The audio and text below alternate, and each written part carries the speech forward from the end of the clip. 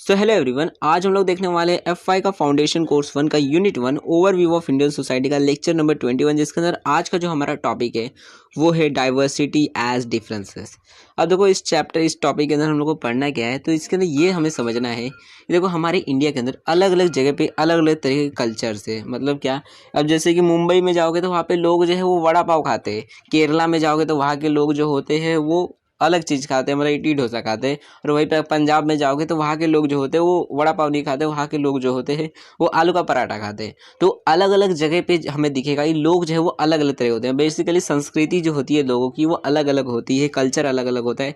Culture के अंदर बहुत सारी चीज़ें आती है, जैसे कि फूड हैबिट आता है कि क्या क्या चीज़ें खान पान आता है। फिर जो ड्रेसिंग स्टाइल होता है कि लोग कपड़े किस तरह का पहनते हैं, वो सारी चीज़ आती है। ट्रेडिशंस आते हैं कि मान्यताएं आती है, बहुत सारी चीज़ें आती है कल्चर के अंदर। तो ये इतनी सारी जो चीज़ें हैं वो सब का हमें डिफरेंसेस दिखते हैं अलग अलग जगह पे। या मतलब क्या कि मुंबई में जो लोग होते हैं वो अलग तरह का उनका रहन सहन होता है, दिल्ली के अंदर अलग रहन सहन रहता है और केरला के अंदर अलग रहन सहन रहता है। तो इसी को हम डाइवर्सिटी बोलते हैं, कल्चरल डाइवर्सिटी। अब इनमें से ही कुछ ऐसे कल्चर डाइवर्सिटीज़ जो होती है वो काफ़ी अच्छी होती है, मतलब हमको लगता है कि अच्छी बात है, डाइवर्सिटीज़ है, पॉजिटिव डिफरेंसेस दिखते हैं। तो क्यों, मतलब उसके पीछे का रीज़न क्या है कि हमको दिखता है कि कुछ ऐसे डाइवर्सिटीज़ जो है वो अच्छे हैं। तो कौन से अच्छे डाइवर्सिटीज़ है वो तो आपको बताऊंगा ही मैं, लेकिन अभी ये जानना है कि कौन से मतलब रीजंस है जिसकी वजह से हमें लगता है कि हमारे इंडिया में जो ये कल्चर डाइवर्सिटीज़ है इनमें से कुछ डाइवर्सिटीज़ जो है वो अच्छी बात है कि जो है, ठीक है। तो देखो पहला जो हमें डिफरेंस मतलब रीज़न दिखता है वो होता है प्राइड इन कल्चरल हेरिटेज। तो ये क्या कहता है, देखो the diversity in culture generate a sense of pride in cultural heritage of one's country. मतलब क्या है, जैसे कि मान लो अगर हम किसी अमेरिकन से मिलते हैं, ठीक है, अमेरिका में मुश्किल से कभी मतलब मान लो 10-15 ही भाषाएं बोली जाती हैं। नॉर्मली देखोगे तो वहाँ पर सब के सब इंग्लिश में ही बात करेंगे, वो भी एकदम कड़क इंग्लिश, ठीक है। तो हिंदी उधर कोई ज़्यादा समझेगा नहीं। तो लेकिन इंडिया के अंदर क्या होता है, देखो इंडिया के अंदर एक दो भाषाएं नहीं है, इंडिया के अंदर टोटल 1652 लैंग्वेज है, मतलब इतनी ज़्यादा लैंग्वेजेस है। तो अगर कोई मान लो अमेरिकन मिलता है किसी इंडियन को और इंडिया से बातचीत कर रहा है भाषा के बारे में कि देख हमारे अमेरिका में तो इतनी सारी भाषाएं बोली जाती है, हमारे अमेरिका में सब इंग्लिश बात करते हैं, तो उसी में वो इंडिया भी तो बोल सकता है ना, अबे तेरे इंडिया अमेरिका में तो सिर्फ 10-20 ही भाषाएं बोली जाती है, मेरे इंडिया में पूरे 1500 से ऊपर भाषाएं बोली जाती है। सुन के बौखला जाएगा, बाप रे इतनी सारी भाषाएं हैं। तो मतलब एक तरह से प्राउड फील होता है कि हमको कि हमारे इंडिया के अंदर इतनी सारी भाषाएं बोली जाती है। मतलब बिल्कुल ऐसा है कि मान लो आपकी मम्मी को दुनिया का हर एक चीज़ बनाने आता है, ठीक है। तो यही चीज़ है कि मतलब बिल्कुल कि आप किसी को बता रहे हो कि मेरी मम्मी को तो हर एक चीज़ खाना बनाने आता है, तेरी मम्मी को कितना चीज़ आता है, 10-20 ही चीज़ बनाने आता है, मेरी मम्मी को तो 1000 आइटम बनाने आते हैं खाने में। तो इस तरह का मतलब प्राउड फील होता है कि हमारे इंडिया के अंदर इतने सारे कल्चर्स है, तुम्हारे में कितने हैं, इस तरह प्राउड फीलिंग आती है। तो वही एग्जाम्पल भी दिया है जो मैंने अभी आपको बताया। और पेपर के अंदर आपको सिर्फ पॉइंट्स नहीं लिखना है, पेपर के अंदर एग्जाम्पल्स भी लिखना है, क्योंकि पॉइंट्स काफ़ी छोटे छोटे और एग्जाम्पल्स आपको मदद करेंगे इन पॉइंट्स को बड़ा करने में, ठीक है। तो प्राउड फील होता है, ये प्राइड मतलब हमको प्राउड होता है कि हमारे इतने सारे कल्चर्स है। तो ये एक पहला फ़ायदा हो जाता है कि चलो हमको मज़ा अच्छा लगता है कि हमारे पास इतने सारे कल्चर है। उसके बाद दूसरा जो होता है मतलब रीज़न होता है जिसकी वजह से हमें लगता है कि पॉजिटिव डिफरेंसेस है, ये मतलब अच्छी बात है कल्चर से। तो वो होता है इंटर कल्चर इन्फ्लुएंस। मतलब क्या है, ये देखो आप जैसे मान लो एग्जांपल देता हूँ आपको, आप जा रहे थे अपने एक दोस्त के साथ में, मान लो वो मुस्लिम है या फिर क्रिश्चियन है, ठीक है, कोई भी रिलीजन का मान सकते हो। आप एक बार ट्राई मारना, या फिर आपने देखा भी होगा अगर आप मंदिर के सामने से जा रहे हो, अगर आपने हाथ जोड़ लिया होगा मंदिर के सामने, तो आपका दोस्त जो होगा वो आपको देख के उसने भी हाथ जोड़ लिया होगा, ठीक है। तो इसी को कल्चरल इन्फ्लुएंस बोलते हैं। ये लोग जो होते हैं वो एक दूसरे के कल्चर से इन्फ्लुएंस होकर उसका कल्चर भी अपना लेते हैं, मतलब आप भी हाथ जोड़े तो वो भी आपका देख के हाथ जोड़ देता है, ठीक है। तो इसी को इंटर कल्चरल इन्फ्लुएंस बोलते हैं। तो various culture groups influence each other, मतलब हर एक जो कल्चर जो होते हैं वो एक दूसरे को इन्फ्लुएंस कर ही देते हैं। जैसे कि यहाँ पे एग्जांपल दिया गया है, दूसरे एक और एग्जांपल दिया गया है कि जैसे हिंदू में क्या होता है, जो औरतें होती है वो मंगलसूत्र पहनती है, ठीक है, हिंदू में। और अगर बात करें क्रिश्चियन में तो वहाँ पर लोग जो होते हैं वो रिंग्स पहनते हैं, औरतें मंगलसूत्र नहीं पहनती है। लेकिन मान लो अगर एक एरिया के अंदर सिर्फ वहाँ पर हिंदू ही ज़्यादा है और वो ही एक लौती क्रिश्चियन है और सबके सब दोस्त भी है उसके, ठीक है, या फिर एक बहुत अच्छी दोस्त है, तो इसकी वजह से क्या होगा, क्रिश्चियन है वो और उसके दोस्त जो है वो हिंदू है, तो उसका देखा देखी वो भी सोचेगी कि देखो इन लोग कितना अच्छे से मंगलसूत्र पहने, कितना अच्छा दिख रहा है गले के अंदर, मैं भी पहन लेती हूँ, कौन सा मतलब पहनने से कुछ होने वाला है। तो पहन लेते हैं, मतलब देखा देखी कि हाँ इन लोग पहन रहे हैं तो क्या हो रहा है, हम लोग भी पहन लेते हैं। ऊपर से उन लोग ये भी बता देते हैं कि पहनने से क्या होता है, पति की उम्र लंबी हो जाती है, ये सारी चीज़ें जिसकी वजह से वो और ज़्यादा इन्फ्लुएंस हो जाते हैं, चलो हम भी पहन लेते, क्या पता 1-2 साल और जी लेंगे। अब देखो तीसरा जो हमें दिखता है पॉजिटिव डिफरेंसेस की मतलब इस रीज़न दिखता है वो होता है कम्युनल हार्मनी। ठीक है, मतलब क्या कि देखो although there are languages and religion based conflict in certain part of India yet majority of Indians prefer to live in harmony with each other. मतलब देखो ऐसे अगर आप देखोगे तो इंडिया के अंदर ऐसे धर्म के लिए या फिर ऐसे अलग अलग जो कास्ट के लिए झगड़े होते रहते हैं, मतलब होते रहते हैं इंडिया के अंदर। और नॉर्मली ये वो लोग करते हैं जिनको मतलब पढ़ाई लिखाई से उतना मतलब नहीं रहता, उतना ध्यान नहीं देते हैं, खाली मतलब उल्टी पुल्टी चीज़ें करते हैं जिसकी वजह से वो धर्म के पीछे पड़े रहते हैं। लेकिन ज़्यादातर जो लोग हैं मतलब जो मेजोरिटी लोग हैं उनको धर्म से उतना मतलब नहीं रहता है। अब जैसे आपको ही मतलब रहेगा अगर कोई इधर मतलब आपके बाजू में मान लो धर्म के लिए लड़ रहा रहेगा, आप मतलब मैं हिंदू है मैं मुस्लिम हूँ, उधर लड़ाई हो रहा रहेगा, आप देख के आप अपने मन में हंसोगे, देखो क्या बेवकूफ़ लोग इन लोग लड़ रहे हैं, वो भी किसके लिए, धर्म के लिए लड़ रहे हैं और मार एक दूसरे को पीट रहे हैं उसके लिए। तो एक टाइम से मतलब लगता है कि ये क्या फालतू चीज़ है, सब तो एक ही चीज़ है, मतलब सब तो इंसानी के टाइम पे लगता है। तो ज़्यादातर जो लोग होते हैं इंडिया के अंदर उनको ये धर्म वरम के मतलब झगड़े झगड़े में नहीं पड़ते। इंडिया के ज़्यादातर लोग सब शांति से एक दूसरे के साथ प्यार से रहते हैं। जैसे आपका ही कोई दोस्त होगा जो दूसरे रिलीजन का होगा, धर्म का होगा, मतलब आप हिंदू होंगे तो आपका दोस्त हो सकता है एक दो मुस्लिम भी मिल जाएगा या फिर अलग क्रिश्चियन दूसरे कास्ट के मिल ही जाते हैं आपके एक दो दोस्त। तो सब एक दूसरे के साथ प्यार से रहते हैं इंडिया के अंदर। एंड देखो सेकंड पॉइंट क्या कहता है कि inter group unity can be seen in interfaith और inter relation meets culture festival such as carnival in Goa and Onam in Kerala where people of different religion caste and other diversity can take part in with equal favour. मतलब क्या है कि देखो अभी तो हमने बोला कि सब लोग जो है वो प्यार मोहब्बत से मतलब प्यार से रहते, सब एक दूसरे का साथ देते रहते, एक दूसरे के साथ में रहते हैं। ठीक है, झगड़ा झगड़ी उतना नहीं करते, कॉन्फ्लिक्ट नहीं होते जनरली, ज़्यादातर लोग को मतलब नहीं रहता है। लेकिन अब हमारे पास इसका सबूत क्या है कि हमने किधर देखा है, मतलब हमने तो टीवी में देखा है कि लोग जो है धर्म के लिए लड़ते रहते हैं, तो किधर देखा है, थोड़े बहुत एक दो सबूत भी देने पड़ते हैं। तो देखो कभी कभी आपने सुना होगा कि आपने अपने आसपास में देखा हो लोग जो होते हैं वो एक दूसरे के कास्ट में मतलब एक दूसरे के रिलीजन में शादी कर लेते हैं या फिर कास्ट में भी शादी कर लेते हैं। ये कोई बड़ी जात वाला छोटी जात से शादी कर लेता है या फिर छोटे वाले बड़े जात से शादी कर लेते हैं या फिर कोई हिंदू रहता है तो मुस्लिम से शादी कर लेता है। तो अलग अलग जात से शादी लोग कर लेते हैं। मतलब लोगों को अब उतना मतलब नहीं है कि कौन से रिलीजन या फिर कौन से कास्ट का है, उनको इससे मतलब रहता है कि लड़की कौन सी है, लड़की अच्छी दिख रही है कि नहीं दिख रही है, इससे मतलब रहता है। तो मतलब ये दिखाता है लोग जो है वो उनको अब इससे मतलब नहीं है कि कौन कौन से कल्चर का है, उनको ये मतलब है कि सब मतलब एक ही समान एक दूसरे को मानकर एक दूसरे के साथ मीट करते हैं। ठीक है, वैसे ही लोग जो है अपना त्यौहार भी एक दूसरे के साथ मनाते हैं। मतलब लोग एक दूसरे को बधाइयाँ देने जाते हैं एक दूसरे का त्यौहार के अंदर, अलग अलग रिलीजन के लोग भी। जैसे कार्निवल होता है गोवा के अंदर, एक तरह का त्यौहार रहता है जिसके अंदर नाव को सजा दिया जाता है, एकदम अच्छा दिखता है। तो अलग अलग जगह से लोग जो है वो आते हैं उस त्यौहार को देखने के लिए, अलग अलग रिलीजन के लोग भी आते हैं। वैसे ये केरला के अंदर एक और त्यौहार है ओनम। ये एक ऐसा त्यौहार रहता है, देखो अगर बताओ इसका बैकग्राउंड कैसा है तो देखो हिस्टोरिकल बैकग्राउंड है। ओनम एक त्यौहार है, इसका मतलब इस त्यौहार में क्या होता है, एक राक्षस रहता था, मतलब एक डेमन रहता था। वो क्या हुआ था उस टाइम पे, पुराने समय की मतलब कहानी है, कहा जाता है कि एक राक्षस रहता था जो बहुत अच्छा था, मतलब बहुत लोगों की मदद करता था, बुरा राक्षस नहीं था, अच्छा राक्षस था। तो लोगों की मदद करता था, लोगों को दान पुण्य भी करता था, काफ़ी ज़्यादा अच्छा राक्षस था।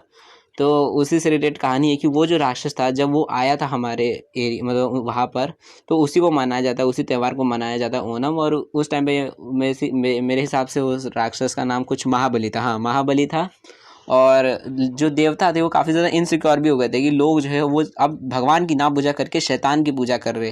तो जिसकी वजह से उन्होंने विष्णु जी से मदद भी ली थी कि कुछ कीजिए नहीं तो लोग जो है शैतानी की पूजा करने लगेंगे। अभी एक शैतान की पूजा कर रहे, मालूम पड़ा कल से और भी शैतान की पूजा करने लगे। तो ऐसा कुछ मतलब कहानी है। तो इसी का त्यौहार मनाया जाता है कि वो जो राक्षस था वो जब आया था तो उसकी खुशी में त्यौहार को मनाया जाता है। ठीक है, तो ये जो त्यौहार होते हैं ये सब लोग अलग अलग रिलीजन्स के अलग अलग जो कास्ट के लोग हैं सब मिलजुल के त्यौहार को मनाते हैं। जैसे दिवाली है तो दिवाली के अंदर लोग जो है वो अलग छोटी बड़ी कास्ट सब मिलके मनाते हैं दिवाली को। तो इसी को हम बोलते हैं कम्युनल हार्मनी। ठीक है, उसके बाद फोर्थ जो डाइवर्सिटी दिखती है होते हैं rich taste of diverse culture. मतलब क्या, ये इंडिया के अंदर बहुत ज़्यादा अलग अलग तरह के आइटम्स बनते हैं, खाने खाने का मतलब बनते रहते हैं। जैसे कि अब पंजाब में जाओगे तो उधर आलू का पराठा मिलता है, मुंबई में वड़ा पाव मिलता है, केरला में जाओगे इडली डोसा मिलता है। ठीक है, तो अलग अलग जगह पे आपको अलग अलग तरह के खाने भी मिलते हैं। तो cultural diversity enable people of the society to enjoy the rich taste of diverse culture. मतलब कि कल्चर डाइवर्सिटी होने की वजह से अब मान लो एक कल्चर वाला जो है, जैसा केरला वाले इडली बनाते हैं, तब किसी का मन करेगा तो इडली भी खा सकता है, मन करेगा तो वड़ा पाव भी खा सकता है। मतलब इतनी ज़्यादा वैरायटी है कल्चर की जिसकी वजह से जो चाहे वो हम खा सकते हैं। इतने सारा मतलब टेस्ट है हमारे पास, अलग अलग तरह का खाना, ठीक है। वहीं पे अगर अमेरिका में जाओगे तो वहाँ पर उतना ज़्यादा कल्चर की डाइवर्सिटी नहीं है, जिसकी वजह से वहाँ पर सिर्फ आपको बर्गर, पिज़्ज़ा, यही सारी चीज़ें दिखेगी। वहाँ पे वड़ा पाव थोड़ी मिलता है, लेकिन इंडिया के अंदर आपको हर एक आइटम मिलता है, वड़ा पाव, सैंडविच, बर्गर, सब कुछ मिलता है, ठीक है। तो रिच डाइवर्सिटी हमारे इंडिया के अंदर होने की वजह से ये एक फ़ायदा मिल जाता है कि काफ़ी अलग अलग आइटम्स खाने को मिल सकते हैं। तो यहाँ पे एग्जाम्पल भी दिया है, जैसे कि देखो पंजाब, जैसे पंजाब के अंदर लोग जो है, पंजाब के लोग अलग तरह का खाना बनाते हैं। यहाँ पे कसिन का मतलब क्या होता है, जिसका मतलब क्लियर कर देता हूँ कि एक मतलब सब्सक्राइबर ने पूछा भी था कसिन का मतलब क्या होता है, एक स्टूडेंट ने पूछा था। तो देखो कसिन का मतलब होता है कि वो मतलब बेसिकली एक स्टाइल रहता है खाना बनाने का। जैसे आपकी मम्मी खाना बनाती है और रेस्टोरेंट वाले खाना बनाते हैं, तो आपकी मम्मी का खाना अलग लगता है और रेस्टोरेंट वालों का खाना अलग लगता है, तो इसको कसिन बोलते हैं। कि पंजाबी लोग जो है वो अलग तरह खाना बनाते हैं, उनका खाना अलग लगता है। उधर का आलू पराठा पसंद आएगा हमको, ज़्यादा अच्छा लगता है, वहीं पे और कोई बनाता है तो उसका अलग लगेगा। तो इसकी वजह से मतलब क्या दिखाता है कि अलग अलग जगह का जो खाने का टेस्ट होता है वो अलग अलग रहता है, ठीक है। तो ये मतलब चीज़ें दिखती है, तो इसको हम रिच टेस्ट ऑफ डाइवर्स, मतलब हमको ये फ़ायदा मिल जाता है कि इंडिया के अंदर काफ़ी ज़्यादा डाइवर्सिटी होने की वजह से एक तो फ़ायदा मिल जाता है कि लोग जो है वो अलग अलग तरह के आइटम खा सकते हैं। उसके बाद देखो अब पांचवा जो हमारा रीज़न है कि मतलब हमको लगता है कि डाइवर्सिटी अच्छी बातें हैं हमारी इंडिया के अंदर इतनी सारी, तो पांचवा रीज़न होता है promote humanistic value at work place.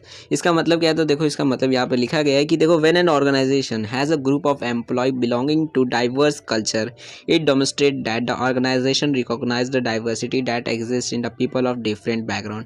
मतलब क्या, मान लो एक कंपनी है, कंपनी के अंदर अलग अलग तरीके के लोग हैं, मतलब डाइवर्स कल्चर के लोग हैं। कुछ लोग जो है हिंदी में बात करते, कुछ मराठी में बात करते, कुछ तेलुगु में बात करते, ऐसे अलग अलग तरीके के लोग हैं। तो ये क्या दिखाता है कि उस कंपनी के अंदर ये मतलब मायने नहीं रखता कि आप कौन से कल्चर के हो या फिर आप कौन से रिलीजन के हो। मतलब कंपनी वो ध्यान ही नहीं देती, मतलब उसको इससे मतलब नहीं रहता कि आप कौन से कल्चर को, सबको एक समान रखती है। मतलब डिफरेंट जो डाइवर्स कल्चर है उन सबको वो रिकॉग्नाइज करते हैं, मतलब सबको एक साथ लेकर सबको अपने कंपनी के अंदर काम करवाती है इक्वली। तो ये दिखाता है कि वो जो ऑर्गेनाइजेशन है वो वर्क प्लेस पे मतलब इंसानियत दिखाता है कि सब इंसान ही इससे मतलब रहता है और उसके पास स्किल्स क्या है इससे मतलब रहता है। ये मतलब नहीं रहता कि कौन से आप कल्चर के हो, ठीक है। तो ये एक अच्छी बात दिखती है कि चलो कंपनी जो है वो उसको मतलब नहीं रहता कि आप कौन से रिलीजन के हो।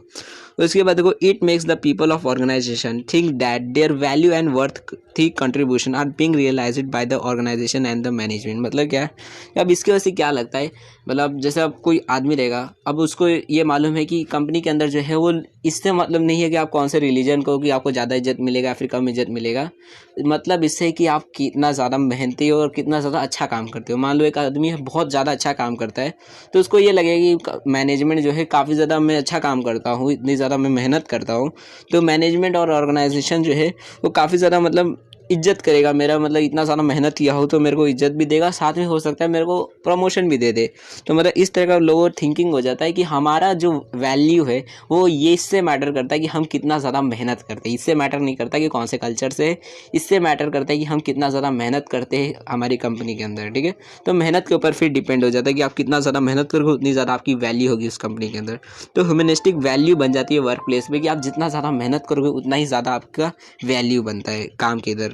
अब देखो सिक्स्थ जो हमारा रीज़न है कि हमें क्यों लगता है कि हमारे जो डाइवर्सिटी है कल्चर में वो अच्छा है, तो वो है एक्सचेंज ऑफ इनोवेटिव आइडियाज़।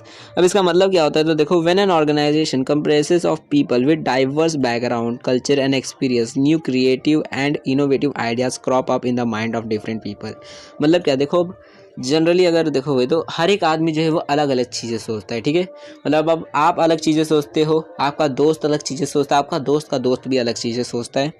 हर आदमी क्योंकि अब अलग अलग चीज़ें सोचता है, तो अगर हम सबसे आइडिया पूछेंगे, मानो किसी से पूछ लिया हमने कि बताओ हम ये प्रॉब्लम है इसको किस तरह से सॉल्व किया जा सकता है, तो सब अपने अपने सॉल्यूशन बताएंगे, कोई कुछ और बताएगा, कोई कुछ और बताएगा, ठीक है। तो सब अलग अलग तरीके के आइडियाज़ देंगे। तो इतने सारे अलग अलग लोगों से, अलग अलग बैकग्राउंड से लोग आए हुए, सबके अलग अलग एक्सपीरियंस है, सबने अलग अलग चीज़ें सीखी है, जिसकी वजह से लोग जो है वो अलग अलग तरीके के नए नए क्रिएटिव आइडिया देंगे। मतलब एक आदमी क्या है, एक आदमी ज़्यादा से ज़्यादा 2 से 3 आइडियाज़ दे सकता है आपको, लेकिन क्योंकि हमारे पास लोग 10 लोग हैं, तो अगर 2 भी आइडिया देते तो मान लो आपके पास 20 से 30 आइडियाज़ आ जाते हैं। अब उसमें से कोई भी आप इस्तेमाल कर सकते हो। तो डिफरेंट पीपल्स रहते हैं तो उनके पास डिफरेंट, बेसिकली उनका आइडियाज़ भी डिफरेंट डिफरेंट हमें मिलते हैं, न्यू न्यू आइडियाज़ मिलते हैं, इतने ज़्यादा डाइवर्स लोग होने की वजह से। उसके बाद देखो, it is a natural that people with varying experience and perspective in life will be able to generate unique ideas and solution to problem. मतलब क्या, मतलब नेचुरल है कि देखो हर एक आदमी जो होता है वो अलग अलग चीज़ें सोचता है उसके एक्सपीरियंस और उसके लाइफस्टाइल के हिसाब से। मतलब जैसी वो ज़िंदगी जीता है और जिस तरह का उसका एक्सपीरियंस रहा है अभी तक का, उस हिसाब से ही वो सोचता है। मतलब एकदम गरीब रहेगा तो हमेशा यही सोचेगा कि पैसे किस तरह से बचाए जाए अपनी ज़िंदगी को चलाने के लिए। तो ऐसे अलग अलग लोग जो है वो अपने एक्सपीरियंसों की वजह से अलग अलग चीज़ें सोचते हैं और उसी हिसाब से अपने यूनिक आइडिया भी देते हैं। मतलब गरीब जो होता है वो अलग आइडिया देगा, अमीर अलग तरीके का आइडिया देगा, मिडिल क्लास आपको अलग तरीके का आइडिया देगा। तो हर एक आदमी जो है वो अलग अलग आइडिया देता है। उस आइडिया को हमें इस्तेमाल करके अपनी ऑर्गेनाइजेशन के अंदर काफ़ी ज़्यादा अपनी कंपनी को बढ़ा सकते हैं हम लोग। ठीक, सो मे बी आपको सारी चीज़ें समझ आ गई होगी, लेकिन फिर भी अगर आपको कोई भी डाउट रहता है, छोटा सा भी डाउट रहता है, तो आप लोग कमेंट सेक्शन में पूछ सकते हो। एंड हाँ, यहाँ पे हमारा जो फर्स्ट चैप्टर है वो खत्म हो चुका है, ओवरव्यू ऑफ इंडियन सोसाइटी का, ये लास्ट टॉपिक था। उसके बाद अब हमारा जो नेक्स्ट लेक्चर है उसके अंदर हम लोग अपना नेक्स्ट जो सेकंड यूनिट है उसको स्टार्ट करेंगे, कंसेप्ट ऑफ डिस्पैरिटी 1। तो वो वाला लेक्चर देखने के लिए चैनल को सब्सक्राइब कर दो और इस वीडियो को अपने दोस्तों के साथ भी शेयर कर दोगे। जैसे ही अपलोड हो जाएगी वो वाला लेक्चर तो उसकी नोटिफिकेशन आपको मिल जाएगी और आप उस वीडियो को देख सकोगे। एंड वीडियो को लेट देख रहे होगे अगर, तो यहाँ पर तो उसकी प्लेलिस्ट आ गई होगी। एंड हमारे अब चैनल पे एक बिजनेस इकोनॉमी की भी वीडियोस आने वाली है, तो चैनल पर सब्सक्राइब कर देना अगर नए होंगे तो। So thanks for watching my video, हम अपने नेक्स्ट वीडियो में मिलेंगे।